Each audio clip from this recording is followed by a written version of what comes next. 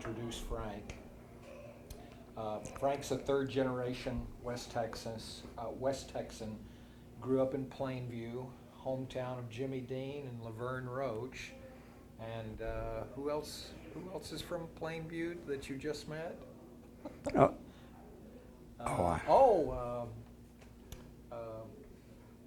John. John, yeah.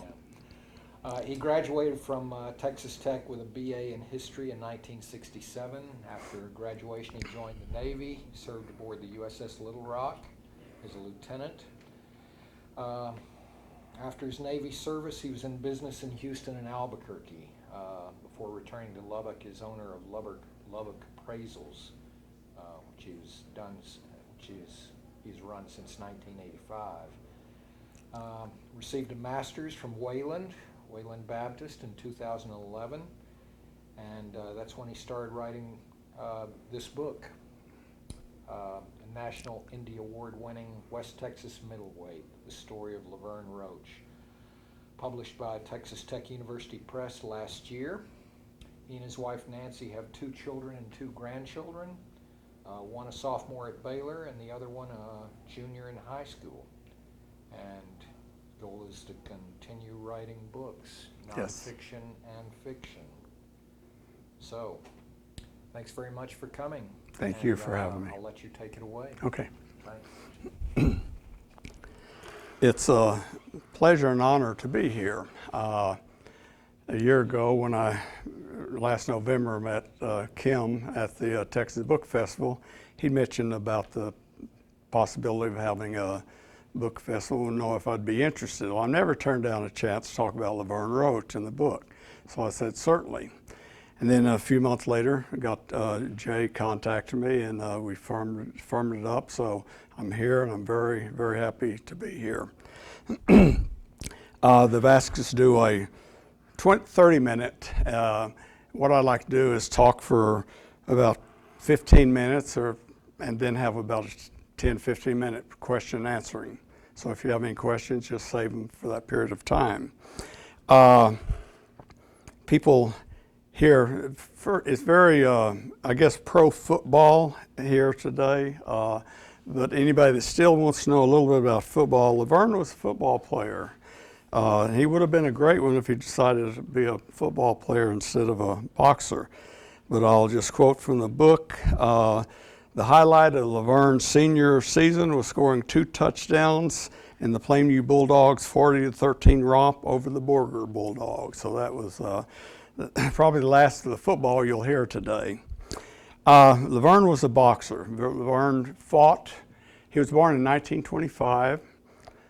Grew up in the Depression era and watched his father struggle, and like a lot of people did back there.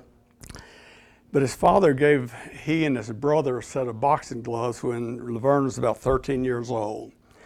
And he fell in love with the sport. I mean, he had a passion for the sport right off the bat. And there's no golden gloves in Plainview. So he went to the library, would check out books, take them home, get in front of a mirror and learn how to box. And then when he was a couple of years later, he got transportation to Lubbock, who had a Golden Gloves boxing group. So he joined that, came to Fort Worth for a couple of state meets, came and made the semifinals his junior and senior year in high school. And he also boxed in an 8-state tournament held in Albuquerque. And he made the finals of that, but did not win the championship. His goal in life was to be a world champion boxer.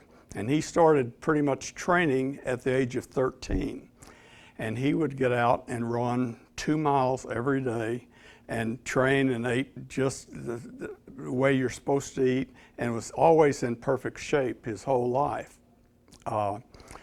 And his, at that time, he wondered, how in the world am I going to get to New York City, which is the boxing capital of the world? Well, World War II came along, and that was his answer. He gave up boxing to join the Marines. He wanted to go over and fight for a country. So he went to San Diego through boot camp and one incident at boot camp, they wanted, John Wayne was going to be on base, and they asked him if he would referee a boxing match. So they picked LaVern and another guy who happened to be a Texan, and they boxed. LaVern easily won, and John Wayne presented him with a bracelet that had the U.S. Marine Corps on it, and that became pretty much a prized possession the rest of his life. He loved that. In the Marine Corps, he went to Cherry Point, North Carolina. In the Marine Corps, he joined the boxing team. That particular boxing team went on to never lose a fight during the year that he boxed for him. He was not only the #1 boxer, but he was so good at it that his trainer, John Abood, had him assist him. So they won, and in doing that, he won the National Golden Gloves Championship. He fought in front of 19,000 people in Madison Square Garden, and then he fought the next round in the finals in Chicago in front of 21,000 people. And those were pretty big crowds back then. One thing that people may forget or don't realize, back in the 1940s, pro football was really nothing.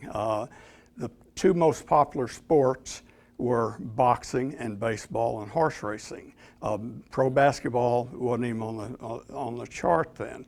So anybody that grew up and wanted to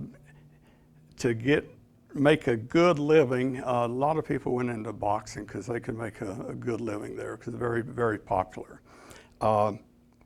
During this, after his career in the Marines, he wanted to stay in New York City, in that area, and box. So that got him to New York.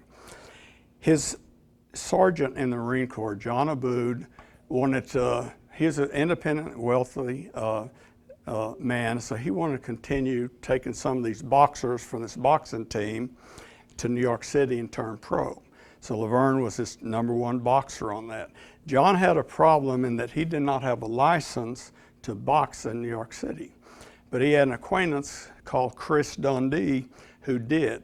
So he got in touch with Chris. Chris had about 15 or 16 boxers. So John said, I want to box under your umbrella of this boxing license. So Chris had a younger brother named Angelo Dundee. Anybody in boxing knows who Angelo Dundee was. So Angelo started out the same time that LaVern did. And he was actually the publicity manager. He would send newspaper clippings back to the Plainview Herald, Lubbock Avalanche Journal, and places like that. So he kind of grew up, and he and LaVern became good friends. Well, Angelo went on to train Muhammad Ali, George Foreman, about 13 or 14 other world champions. So he was a good trainer. And also his main trainer was a guy named Goldman, Charlie Goldman. Charlie, he spent half a day training LaVern, and he went to another gym and discovered another boxer and spent a half a day training another boxer named Rocky Marciano. Anybody knows about boxing knows he was the undefeated heavyweight champion. So he spent all of his time training these two. So that shows you how good of a training that LaVern got. LaVern, after the Marine Corps, he was named Look Magazine's Amateur Boxer of the Year in 1946. Ring Magazine, which is the Bible of boxing, he was named the Rookie of the Year in 1947, which elevated him all of a sudden to a top 10 boxer. So then his biggest fight ever was what's on the cover here. That's LaVern on the left, and that's Marcel Cerdan. He was a French and European champion, a bruiser. He'd ended up winning about 100 fights and only losing 4, and I think 3 of those were disqualifications. So he was a great boxer. This round, it looked like LaVern's getting the best of them early on, but it switched. Cerdan ended up winning the fight and went on to be the world champion boxer. So it kind of discouraged, even though LaVern, and in that fight, it's the only first time LaVern had ever been knocked down to the canvas. He'd fought, nearly 100 fights and never even been knocked down. He's probably, as an amateur, probably the best amateur middleweight that there ever was. So after that, he wanted to take some time off. He lost a fight or two that he shouldn't have, and his heart wasn't in it. So he moved back to Lubbock, Texas. After a year in Lubbock, and some people think, well, after a year in Lubbock, I'd want to get out too, but it's not all that bad there. But anyway, he went back to try to start his